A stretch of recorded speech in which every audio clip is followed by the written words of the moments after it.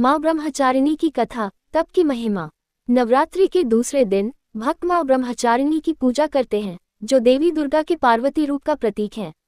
माँ ब्रह्मचारिणी की कथा तप और साधना की महिमा को दर्शाती है। कथा। एक बार हिमालय में राजा हिमवान और रानी मैनावती के घर देवी पार्वती का जन्म हुआ। बचपन से ही देवी पार्वती भगवान शिव को अपना पति मानती थी।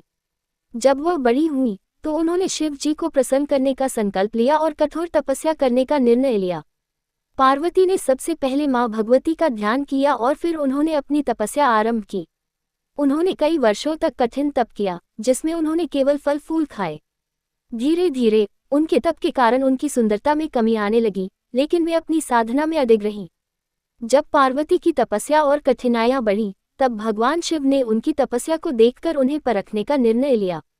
उन्होंने एक साधक का रूप धारण किया और उनके पास आए।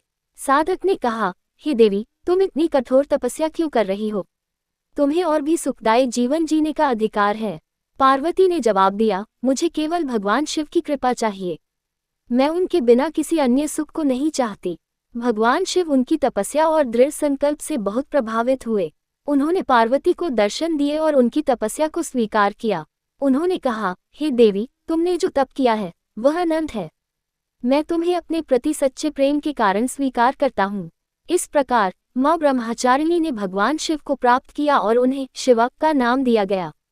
संदेश। माँ ब्रह्मचारिणी की यह कथा हमें ये सिखाती है कि अगर मन में दृढ़ संकल्प और सच्ची श्रद्धा हो तो कठिन से कठिन परिस्थितियों का सामना किया जा सकता है।